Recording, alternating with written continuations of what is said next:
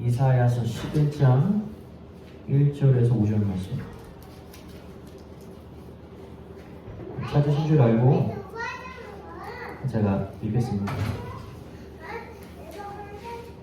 이새의 줄기에서 한 싹이 나며 그 뿌리에서 한 가지가 나서 결실할 것이요 그의 위에 여호와의 영 곧 지혜와 총명의 영이요 모략과 재능의 영이요 지식과 여호와를 경외하는 영이 강림하시리니 그가 여호와를 경외함으로 즐거움을 삼을 것이며 그의 눈에 보이는 대로 심판하지 아니하며 그의 귀에 들리는 대로 판단하지 아니하며 공의로 가난한 자를 심판하며 정직으로 세상의 겸손한 자를 판단할 것이며 그의 입에 막대기로 세상을 치며 그의 입술의 기운으로 악인을 죽일 것이며 공의로 그의 허리띠를 삼으며 성실로 그의 몸의 띠를 삼으리라.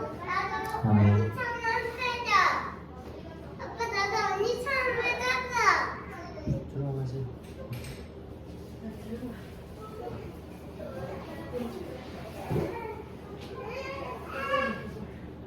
예전에 저희 아내가 저한테 종신보험 이야기를 꺼낸 적이 한 번 있었어요. 근데 그 가장인 제가 만약에 죽게 되면 우리 가족이 떠안게 될 경제적인 문제에 대해서 생각을 했기 때문에 그런 얘기를 꺼낸 겁니다.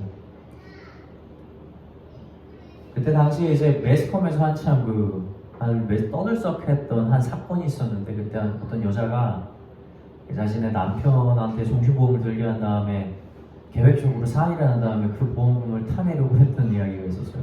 괜히 좀 또 어색하기도 했고 사실은 또 제 성향 자체가 보험은 어느 정도 최소한만 들고 그냥 버텨보자라고 하는 약간 그런 자존심보다 아닌 자존심이 좀 있는 것 같아요. 어쨌든 전 보험 들진 않았습니다. 제가 말씀드리고 싶은 건 우리가 그 보험을 생각할 때 일반적인 보험들과 이 종신보험이라고 하는 것은 굉장히 큰 차이가 있습니다. 그 차이가 뭐냐면 이 종신보험은 그 보험의 수혜자가 누굽니까? 자기 자신이 아니에요. 자신의 가족들이죠. 그리고 이 보험은 정말 자신이 약속한 대로 정해진 대로 그 보험의 효력이 발생하는 것을 살아서는 볼 수가 없는 게 바로 종신보험입니다. 오늘 본문 말씀에서 이 이사야가 예언을 하고 있는데 이 시대적인 상황을 우리가 생각을 해봐야 됩니다. 이때가 어떤 상황이냐면 지금 이스라엘이 아수르로부터 굉장한 고난을 받고 있는 시기예요. 그때 이사야를 통해서 하나님이 예언을 해주신 건데 그 예언이 지금 무엇입니까? 얘들아 이새의 뿌리에서 예수 그리스도가 나실 거고 그때 모든 위로가 있고 모두가 화평하고 너희를 괴롭히는 모든 것들이 끊어질 것이다 라고 이렇게 얘기를 하고 있는 겁니다. 좀 고민을 해볼게요. 그때 당시의 시대가 이사야가 있었던 시대가 마지막으로 보면 약 히스기야 시대 정도가 됩니다. 근데 이 히스기야 시대 때 그런 위로를 받는 게 그렇게 위로가 될까요? 제일 이스라엘이 기다렸던 위로가 사실 무엇이었을까라는 생각을 해보면 사실 이런 거 아닐까요? 아수르가 무너지는 거예요. 이스라엘이 그들을 밟고 일어서는 거. 이게 진짜 바라는 거 아닐까? 그 이스라엘이 그 예언을 받았다고 고난에서 멀어지지 않아요. 오히려 나중에 바벨론으로부터 고통받다가 시드기야 왕 때 아주 처절하게 무너지지 않습니까? 나라가 완전히 다 불살라버리고 사람들이 죽어나가고 엄청난 고통을 받게 된 겁니다. 그럼 우리가 흔히 이렇게 생각할 수 있죠. 예수 그리스도가 온다라는 것이 이들에게 실질적으로 무슨 위로가 있는가라는 생각이에요. 그런데 하나님이 그들에게 줄 수 있는 가장 큰 위로는 여러분 다른 게 아닌 거예요.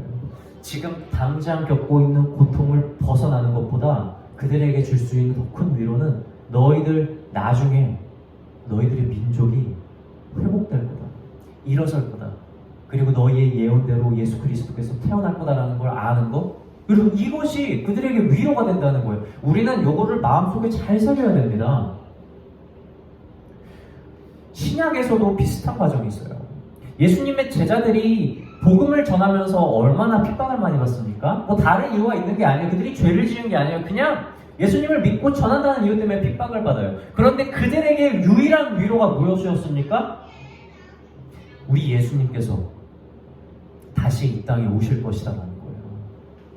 물론 그들 중에는 죽음을 보지 않고 예수께서 오시는 것을 볼 자가 있을 것이라고 기대를 했어요. 그런데 실제로 그렇습니까? 아니요. 지금 그 세대 누가 살아있어요?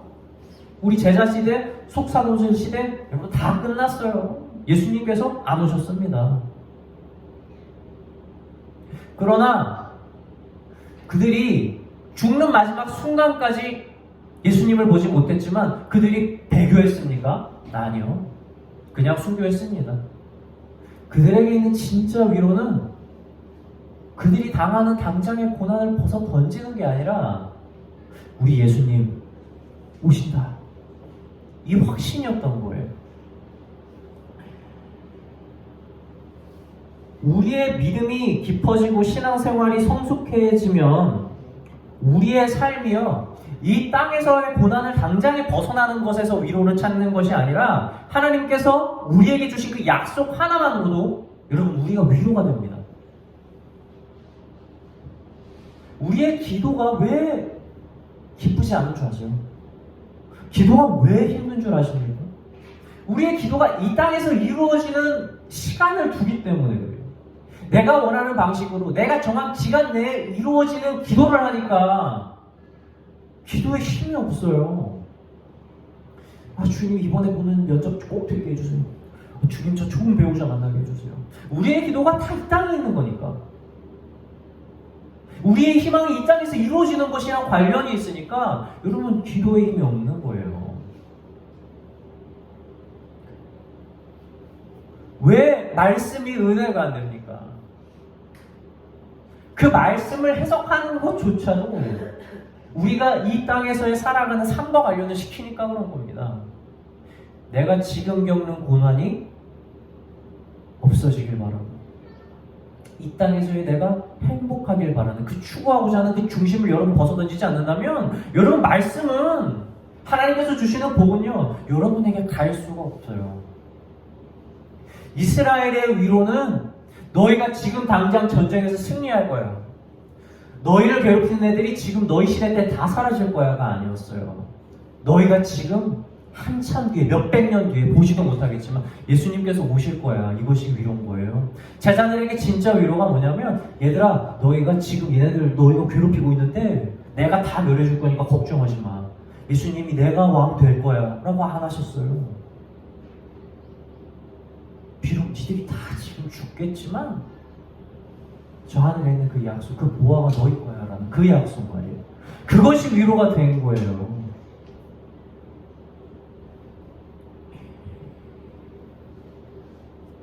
물론 우리의 신앙이 이 땅에서 우리가 가져야 될 모든 소망을 끊어내고 오로지 하늘의 것만 바라보면서 신령한 복만 누리고 그것만 구한다고 하라는 건 아닙니다. 그러나 우리의 시선이, 우리의 마음이 이 땅의 것에서 벗어나지 않는다면 여러분 하늘의 복은 우리에게 오지 않습니다. 하나님께서 우리에게 주시는 복의 크기의 정도는 여러분 이 땅의 것들과는 비교할 수 없는 평안과 위로라는 사실을 여러분 마음속 깊이 간직하시길 바랍니다. 오늘은 예수 그리스도의 탄생을 기념하는 성탄절입니다. 가장 어려운 순간 이스라엘 백성들에게 가장 큰 위로가 되었어요. 그것이 무엇이었습니까? 예수 그리스도께서 탄생하실 것이라는 그것이었어요. 가장 어두운 지금 이 시대 역시 저는 예수 그리스도만이 유일한 희망이 될 것이라고 믿습니다. 세상 사람들이 흔히 하는 오해가 있어요. 많은 그리스도인들도 그렇죠. 무엇입니까? 이 세상에서 행복하려면 내가 지금 갖고 있는 어려움과 고통들이 없어지면 내가 행복해질 것이라고 생각을 합니다. 여러분 근데 그거 진짜 큰 오해예요. 그것으로 행복해지지 않습니다. 만약 우리가 고통스러운 삶이 적고 내가 원하는 것을 가장 많이 할 수 있는 것이 행복의 기준이 된다면 여러분 지금 우리는 그 어느 때보다도 행복을 느끼고 살아야 되는 거예요. 저희 아버지께서 가끔씩 자신이 과거에 살았던 말씀들을 해주십니다. 너무 시대가 동떨어져 있는 느낌이 들어요. 형제들이랑 먹을 게 없어가지고 산속에서 나무 껍질을 뜯어내면서 그것을 드셨다고 합니다. 이렇게 위로 지방에서 올라오셔가지고 사는데 돈이 부족하셔가지고 애들이 입는 속옷까지 벗어가지고 밖에서 내다 파셨다 그래요. 저는 정말 이해할 수 없는 삶이지만 그땐 그렇게 어려웠던 거예요. 그래서 지금 사는 건 아무것도 아니야. 너희 진짜 행복한 줄 알아야 된다는 거예요. 근데 놀라운 건 시대가 지나면 지날수록 사람들이 느끼는 행복의 지수가 점점 떨어지고 있습니다. 게다가 지금 우리가 살고 있는 이 한국은 OECD 국가 중에서 수년 동안 자살률 1위를 내어주지 않고 있어요. 삶이 행복하지 않다는 겁니다. 가장 행복해야 될 것 같은 시대에 가장 행복을 느끼지 못하고 살고 있는 이유가 무엇입니까? 여러분, 우리의 행복은 고난이 사라지는 데서 오지 않아요. 여러분 착각하지 마세요. 우리의 삶이 어렵다고 해서 그것이 나를 죽이는 것이 아니에요. 그게 없어진다고 해서 또 행복이 되는 것은 아니라는 겁니다. 우리가 행복을 이 땅에서 누리고 만족을 누리는 건 차라리 오늘에 있는 것이 아니라 내일에 있어요. 내일은 내가 더 나아질 거예요. 내일은 내가 이걸 해낼 수 있을 거예요. 보이지 않는 일에 대한 확신과 희망이 여러분 오늘을 살 수 있게 해준다는 걸 우리 기억해야 됩니다. 우리가 왜 불행합니까? 정보화 시대가 되면서 얼마나 많은 정보를 우리가 누리는지 몰라요. 어제 저희 아들이 저랑 차를 타고 가면서 물어보더라고요. 아빠, 전 세계에서 제일 부자가 누군 줄 알아? 일론 머스크야. 이렇게 얘기하는 거예요. 내가 그걸 왜 알아야 되는 거야? 돈이 많은 사람 내가 굳이 왜 알아야 돼요, 전 세계에서? 그런데 우린 계속 아는 거예요. 누가 부자고 누가 가난한지, 어떤 나라가 잘 살고 어떤 나라가 못 사는지, 어떤 정도를 살아야 돈이 많은 거고 어떤 정도를 살아야 행복한지를 우리는 수많은 정보에서 계속해서 비교를 하는 거예요. SNS를 통해서 누가 이렇게 보고 있는지를 보는 거예요. 이 사람이 나를 보고 있는 것처럼 나도 이 사람을 보니까 서로 연관성을 갖는 거예요. 그래서 서로 기준을 갖습니다. 아, 이 정도 살아야 되는구나. 이 정도 모습이면 행복하구나. 여러분, 그렇게 열심히, 그렇게 부지런히 인터넷 돌아다니고 SNS하고 뉴스 보면서 결론 내는 건 딱 한 가지 남습니다. 뭔 줄 알아요? 아, 나는 행복해질 수 없구나. 오늘날 우리 사람들을 가장 억제하는 게 바로 이거예요. 난 행복해질 수가 없다는 거예요. 사람들이 맨날 무슨 얘기합니까? 우리 몇 년 모아야 서울에 있는 집 삽니까? 이런 게 뉴스에 기사거리인 거예요. 그 집 가셔야 행복합니까? 그 기준을 세워주는 겁니다. 그리고 우리 날마다 거기에 암묵적으로 동의를 하는 거예요. 그래서 내일이 없어요. 살아갈 힘이 없는 거예요. 오늘 머리 놓일 때도 있어요. 오늘 먹을 것도 있습니다. 타고 다닐 차도 있어요. 옷도 입고. 못 없다고 누가 걱정합니까? 어떤 거 이쁜지 지금 나누고 있지 않습니까? 뭐 먹을 거 없어서 걱정합니까? 어떤 맛있는 거 먹을지 걱정하고 있는 그 오늘을 살아가면서 내일이 없으니까 희망을 갖지 못하는 거예요. 나치 시대 때 한 통계 결과가 있어요. 그때 수많은 유대인들이 옥에 갇혔잖아요. 정말 많은 사람이 죽었습니다. 그때 특히 많이 죽었던 때가 언제인 줄 아십니까? 12월 말부터 1월 초까지 그 안에서 사람들이 많이 죽었다고 해요. 그게 왜 그러냐면 그 옥에 갇혀 있었던 사람들이 희망을 가졌던 거예요. 계속 버티면서. 야, 우리 12월 25일 성탄절 아니면 우리 1월 1일 신년 되면 우리 특사로 풀려날 가능성이 있다. 우리 조금만 참아보자. 그거 희망 하나 가지고 이 사람들이 버틴 겁니다. 그런데 25일이 지나고 10년이 지나도 안 풀어준 거예요. 사람들. 그러니까 갑자기 사람들이 죽어나기 시작한 거예요. 똑같은 상황 가운데, 그 어려운 가운데 그들을 살게 했던 것이 무엇입니까? 내일이 올 것이라는 그 희망, 그 한 가지가 그들을 사실 살리고 있었던 거예요.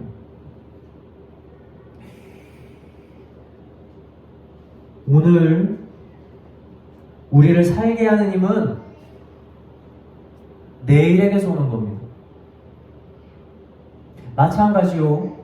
우리가 오늘 이 땅에서 한평생을 살아갈 힘은 바로 저 하늘에 있는 나라의 영광이요, 우리의 영생에 있다라는 사실을 여러분 기억하시기 바랍니다. 우리의 삶이 마치 옥에 갇힌 것 같다 할지라도, 우리의 삶이 곧 멸망한 이스라엘 모습 같다 할지라도, 우리를 망하게 하는 것은 여러분 그 옥이 아니라, 그 고난이 아니라 우리에게 내일이 없다라는 좌절감에 있다는 사실입니다. 말씀을 마치고자, 예수 그리스도의 탄생은 아주 오래전에 예언되었고, 그리고 아주 오래전에 성취되었습니다. 그리고 그것은 성경이 말하고 역사가 말하는 사실이에요. 예수님께서 이 땅에 다시 오실 날, 아주 오래전에 약속되었고 이제 우리를 향해 다가오고 있습니다. 멸망을 코앞에 두고 있던 이스라엘이 예수 그리스도의 탄생으로